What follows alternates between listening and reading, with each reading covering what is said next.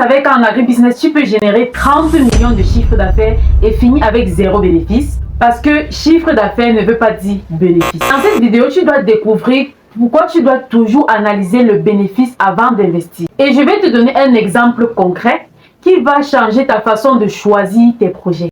Est-ce que quand tu regardes un projet agricole, tu t'intéresses plus au chiffre d'affaires ou au bénéfice? Dis-moi en commentaire, je vais te lire. Mets un pouce bleu si tu veux éviter de perdre ton argent dans des projets trompeurs. Et surtout, abonne-toi pour ne jamais rater les vraies stratégies qui font gagner en agri-business.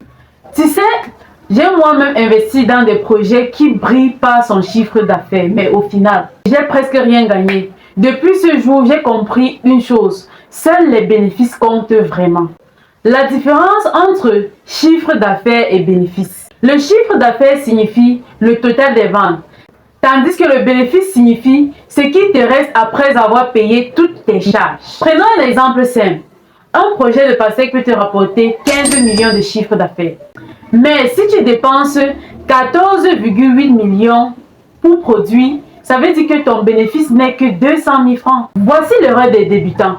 Beaucoup se laissent séduire par les gros chiffres, sans regarder les coûts d'intrants, main-d'œuvre, transport, perte post-récolte. Résultat, trop de bruit sans rien. Pourquoi le bénéfice doit guider ton investissement? Parce que le bénéfice, c'est ton vrai revenu, c'est ta vraie sécurité. Un projet avec un chiffre d'affaires plus petit, mais un fort bénéfice est beaucoup plus rentable. Prenons un autre exemple.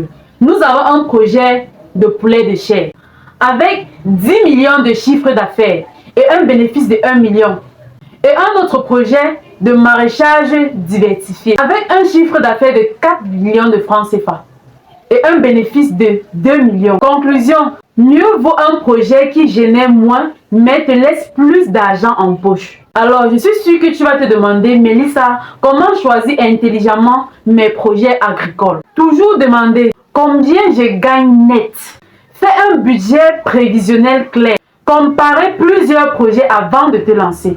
Retiens bien ceci, en agribusiness, ce n'est pas celui qui fait le plus gros chiffre d'affaires qui réussit, mais celui qui fait le plus gros bénéfice. Alors, dis-moi en commentaire, est-ce que toi aussi tu avais tendance à regarder le chiffre d'affaires plutôt que le bénéfice? Si tu veux vraiment apprendre à identifier les projets agricoles vraiment rentables et éviter les pièges, abonne-toi dès maintenant et active la cloche. Partage cette vidéo à un ami qui pense que gros chiffre d'affaires égale gros gain. Parce qu'en réalité, c'est le bénéfice qui construit ta richesse.